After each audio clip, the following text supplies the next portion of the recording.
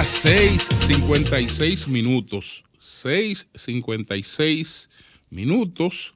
Entonces, señores, de inmediato, Julio Martínez Pozo con los comentarios de los temas más importantes en el programa de mayor influencia de la radio y la televisión nacionales. Este lunes, 1 de febrero del año 2021, buenos días a todo el equipo del Sol de la Mañana, la audiencia de Sol, la teleaudiencia de Telefuturo, Canal 23 y las personas que siguen nuestros contenidos a través de las redes sociales. Entonces aquí, entre los temas que identificamos para el día de hoy, hablaremos del turno de los cerdos, ¿no? Ahora viene el incremento del precio de la libra de cerdo, del Consejo de Gobierno en Santo Domingo Este, de la situación de Haití y de un tema sobre el PLD que tenemos pendiente desde hace varios días. Pero quiero unirme, ¿no?, a la tristeza que embarga a la familia del ministro de Salud Pública, Plutarco Arias, por el reciente fallecimiento de su hermano, Rafael Alcibíades, de 83 años de edad, profesor, filósofo, amante de la filosofía. Entonces, él tenía una situación y había superado recientemente COVID, pero parece que ya la debilidad, 83 años, lamentablemente murió ese hermano del ministro de Salud Pública. Desear la recuperación de un hijo de Luis Vargas que fue hospitalizado en situación delicada en Connecticut, en los Estados Unidos. Él ayer estaba pidiendo una cadena de oración por la vida de su hijo. Y entonces, yo quiero también en esta parte, pues, saludar una iniciativa del Ministerio de Relaciones Exteriores que a mí me parece sumamente interesante. El pasado fin de semana, pues, los embajadores acreditados, una buena parte de los embajadores acreditados en el exterior, fueron llevados por el Ministerio de Relaciones Exteriores a un encuentro con los productores de piñas de Monteplata. Esto es parte de una estrategia para poner a los embajadores, a los representantes diplomáticos de la República Dominicana en contacto directo con los sectores que tienen vocación exportadora y pues que tengan un dominio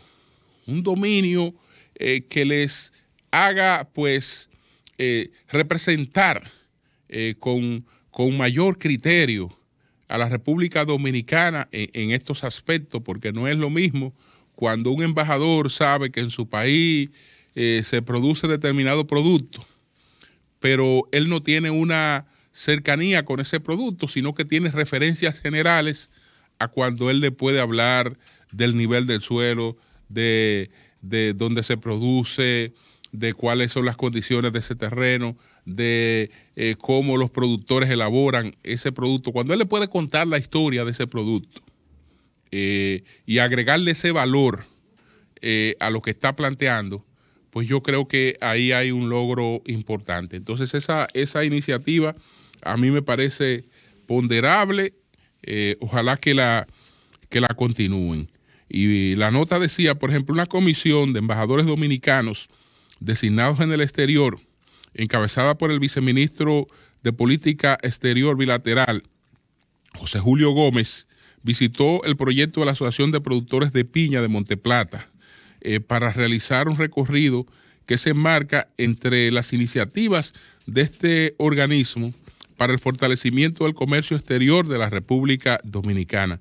Al pronunciar las palabras de bienvenida, Carlos Constanza Madera, anfitrión, en su condición de presidente de la finca productora asociada Piñas del Monte, lugar donde se dio inicio al encuentro, expresó que esta visita los llena de particular esperanza, ya que tenemos la confianza de que muy pronto, gracias a un esfuerzo conjunto, con el apoyo de ustedes y buenos oficios de los países en los que nos representan, volveremos a presenciar la reactivación de nuestro proyecto al ritmo que estábamos acostumbrados. Yo creo que esta es una iniciativa plausible del Ministerio de Relaciones Exteriores. Entonces, señores, miren, hay una tormenta de nieve en Nueva York que afecta a toda esta zona de Nueva York, New Jersey, todas estas cercanías. Estamos hablando de 45 centígrados de nieve.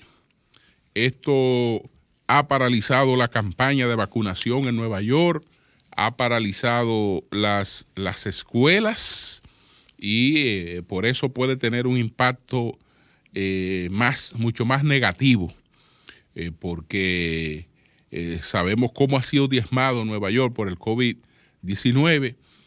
La tormenta llega en momentos en que esas cifras altas de contagio y de fallecimientos que se produjeron después de las vacaciones de fin de año ya estaban en proceso de ser controladas, y esto puede afectar todo esto. Pero esperamos que sea muy coyuntural y que pasada pues la tormenta vuelva la vacunación masiva en Nueva York y ojalá que esta tormenta las pérdidas que deje no sean solo materiales, y las molestias sean solo materiales.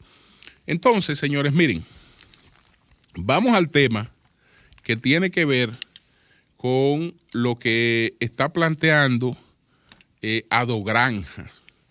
Adogranja es la entidad que agrupa a los productores de cerdo. Entonces, ellos han anunciado que a partir de hoy, el kilo de cerdo en granja, ellos lo van a colocar a 118 pesos. Esto quiere decir que prácticamente ellos van a colocar en granja el precio que tiene el kilo en el mercado, lo que lo va a incrementar, lo va a incrementar mucho más.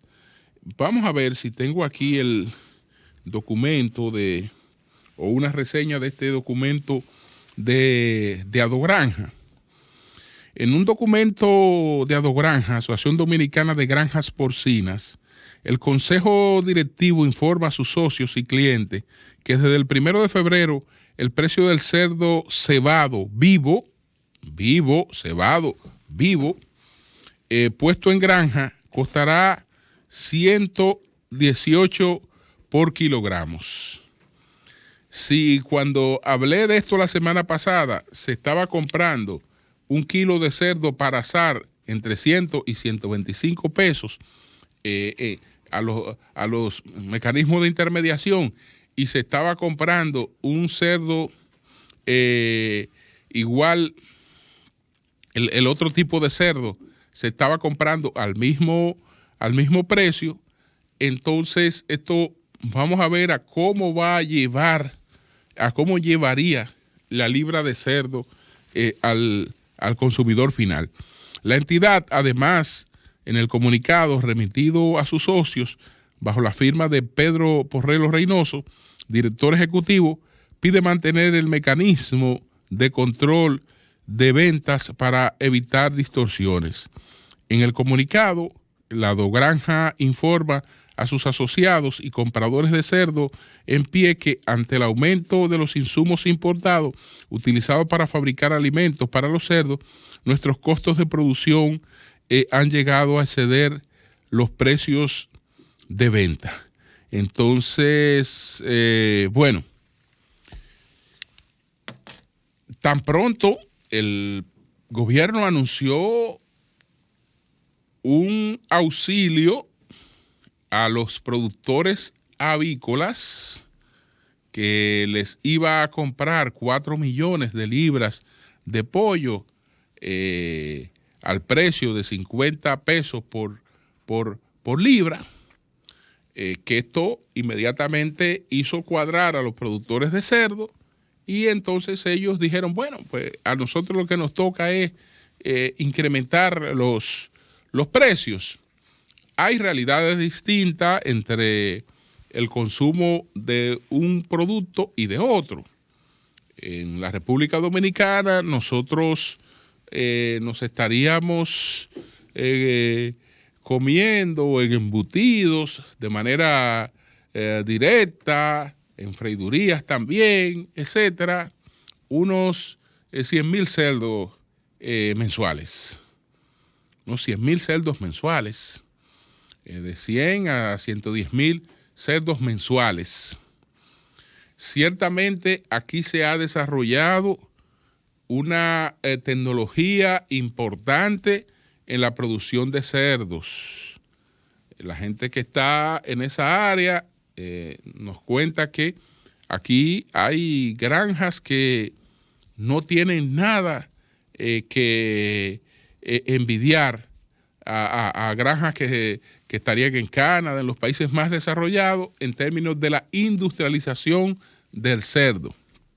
Que por ahí las cosas desde hace tiempo marchan bien. Sin embargo, hay una realidad prácticamente ignorada, que son los productores de cerdo de traspatio, que no son estos productores de cerdo de adogranja, sino los de traspatio, que son esenciales en lo que es el mercado cotidiano. Estos productores de adogranja se dirigen más hacia la parte industrial y se dirigen más hacia la parte de la comercialización en los supermercados. Pero el cerdo que se pica, que se expende masivamente, es el de los productores de cerdo de traspatio, que esos también están muy afectados, independientemente de que parte de los insumos que usan son desperdicios. Pero recordemos que los desperdicios en situación de confinamiento, en situación en que los productores grandes de desperdicios, que son los restaurantes, no están operando a plena capacidad, eso también crea ciertos límites. Pero además, y ahí hay que hacer un llamado al ministro de Agricultura, Limber Cruz. Además, Limber, la información que tengo es que se ha suspendido el programa de vacunación de los cerdos de traspatio.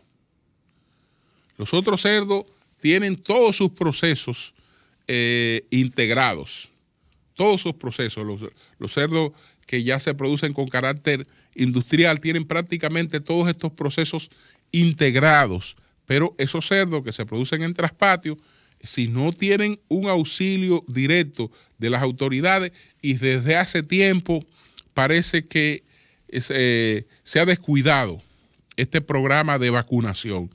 Lo que quiere decir que ante cualquier situación que se presentara, los productores de cerdo de traspatio van a unas pérdidas totales.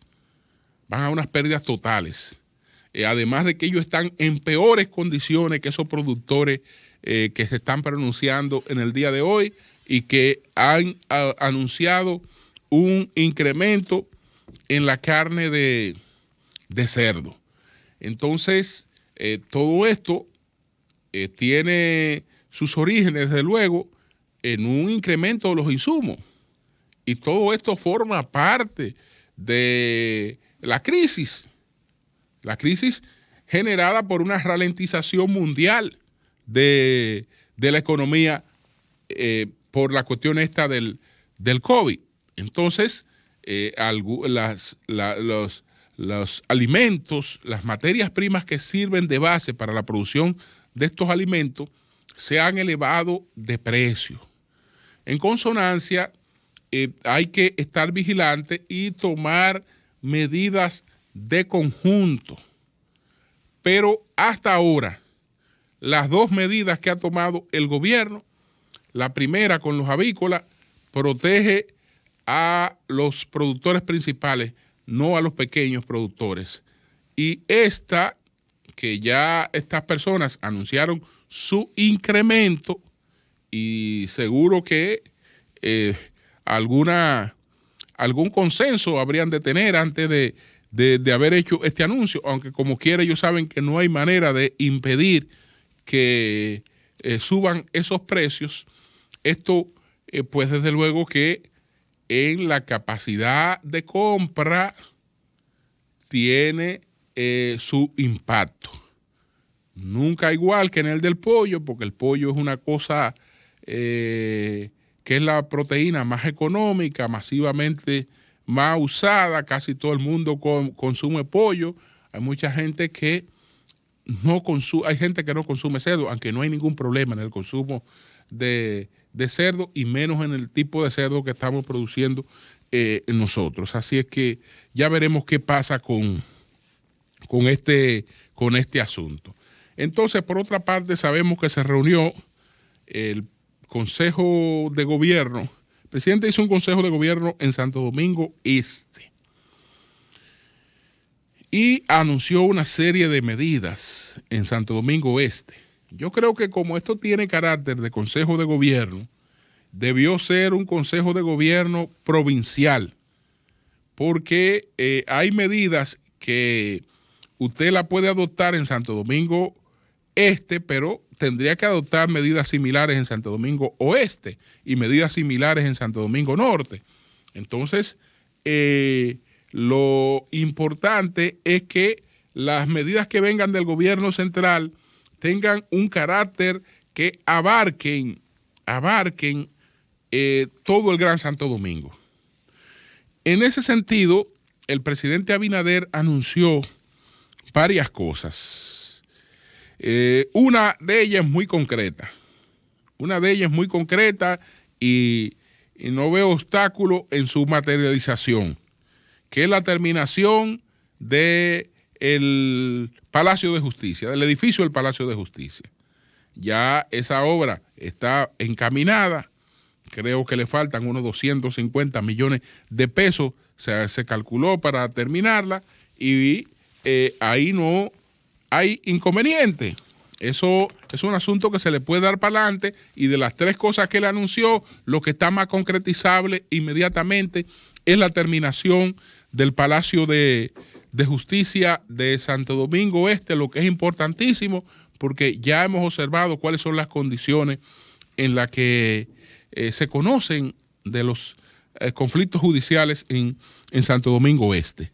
Así que saludamos esta decisión.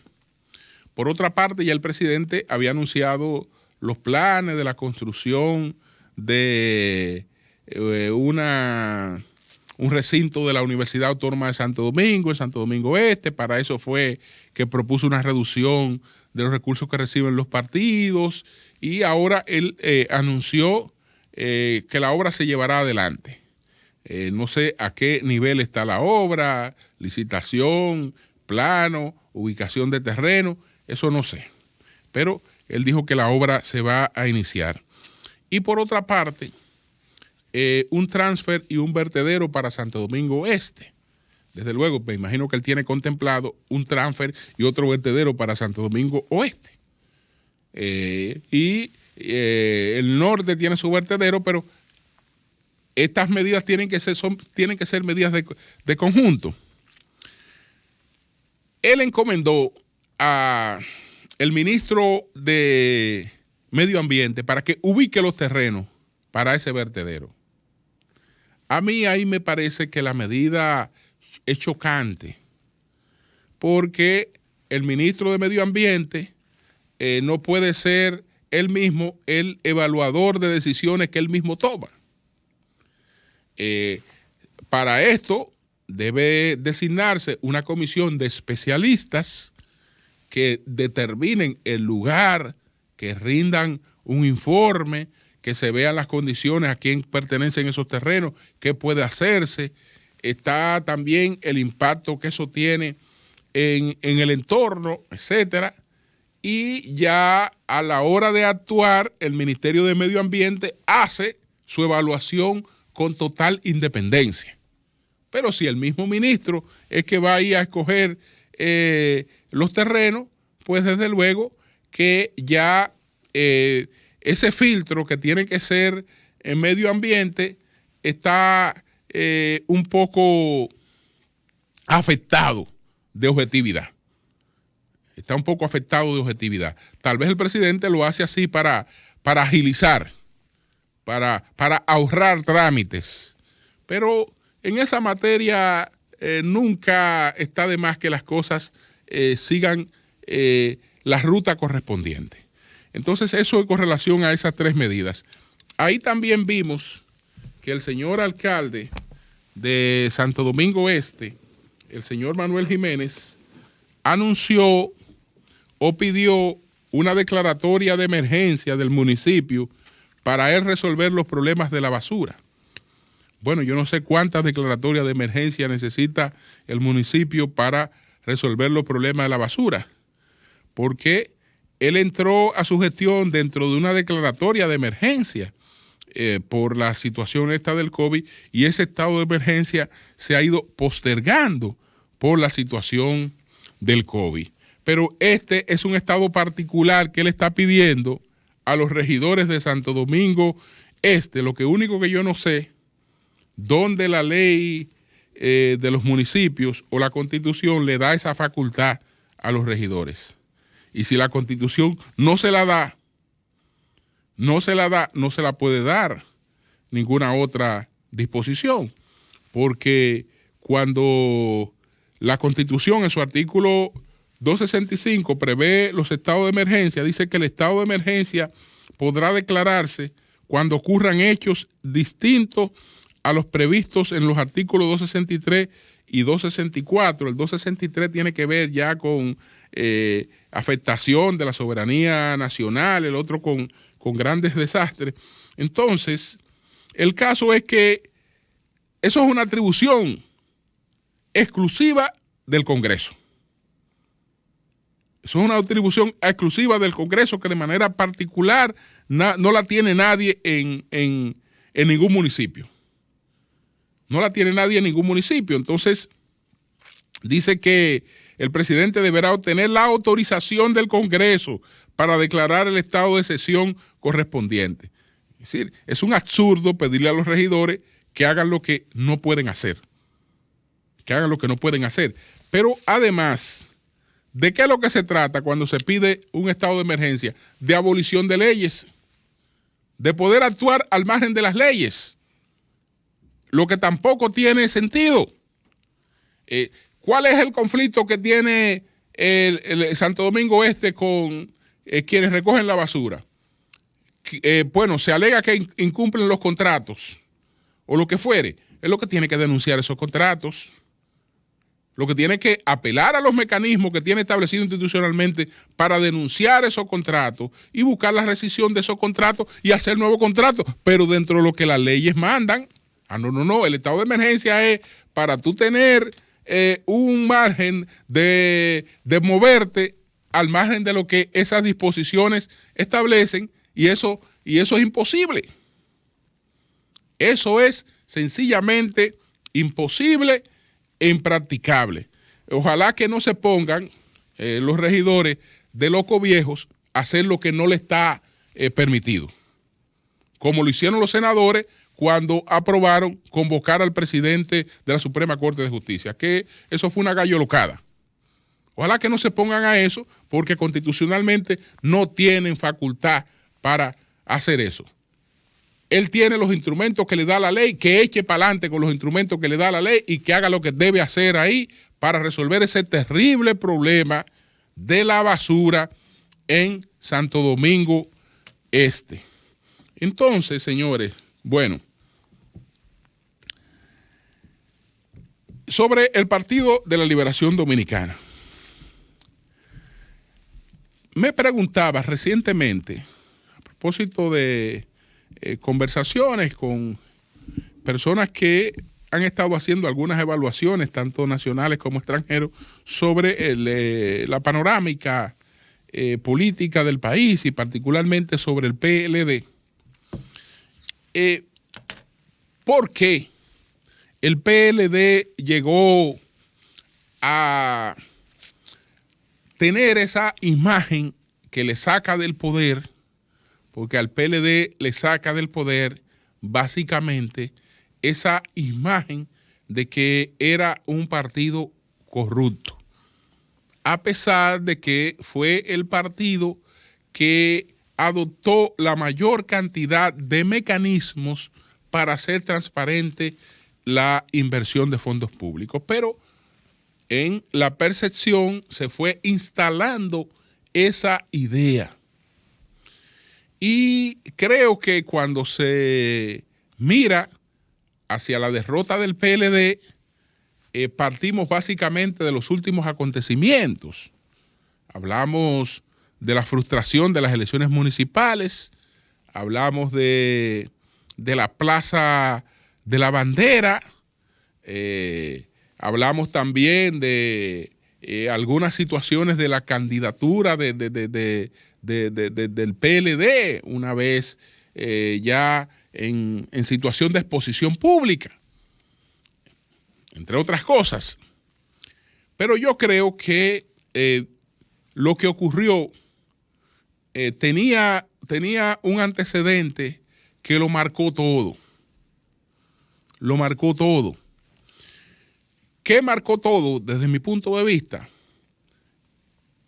El caso Odebrecht.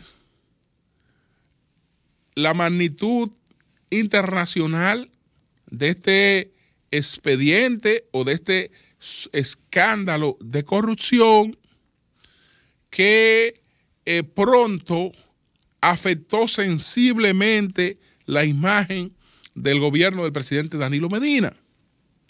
El presidente Danilo Medina había ganado las elecciones en el año 2016, mayo 2016, alcanzando hasta ahora un porcentaje que nadie ha alcanzado de respaldo en las urnas. Más de un 62% de los votos. Y esto ocurrió en mayo. Se juramenta en agosto, pero ya para enero, porque el escándalo Odebrecht estalló en diciembre del 2016, y ya para enero hay un estado de movilización de lucha contra la corrupción, que si bien es cierto, en la República Dominicana no se lograron, es decir, los promotores de ese movimiento no lograron lo que sí lograron en otros países, que fue llevarse de paro a los gobiernos, que recordemos que este caso se llevó de paro a varios gobiernos, el caso Odebrecht.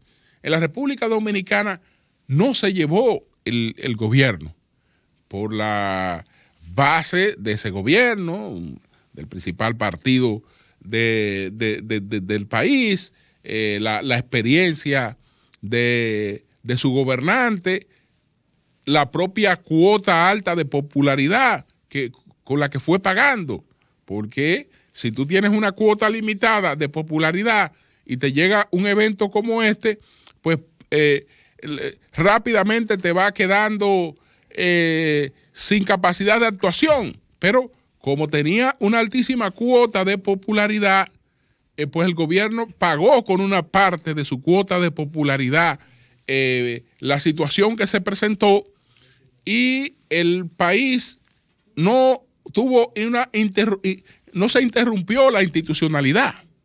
Eso fue importante, es decir, que el gobierno de la República Dominicana pues pudiera mantenerse, y aquí hubo cambio de gobierno cuando se hicieron unas elecciones y se escogió a un nuevo presidente. Es decir, que la democracia dominicana no sufrió el trauma que sufrieron otras democracias por el caso Odebrecht, pero sí la imagen del PLD y del gobierno a partir de ahí cobraron una cuota importante, es decir, perdieron una cuota importante de aprecio y de valoración.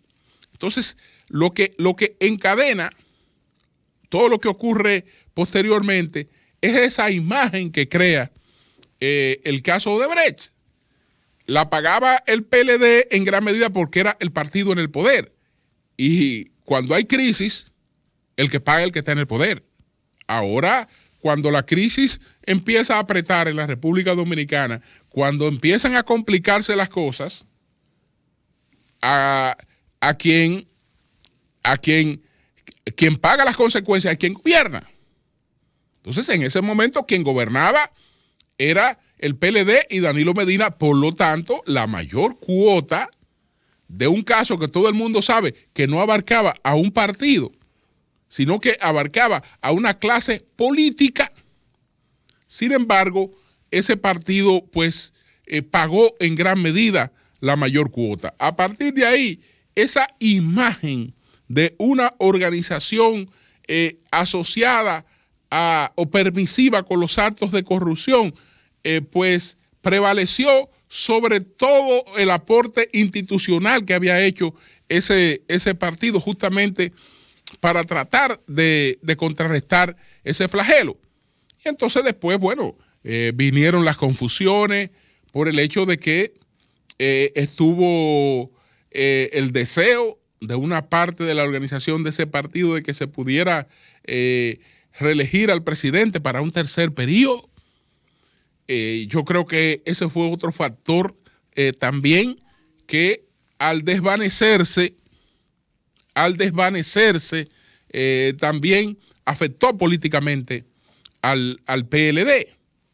Vino el tema de la escogencia de entonces por el conflicto interno con Leonel Fernández, la escogencia de el precandidato que iría prácticamente a enfrentar a Leonel en representación del danilismo, y ahí ocurrieron cosas que para el futuro hay que evitar que no vuelvan a ocurrir.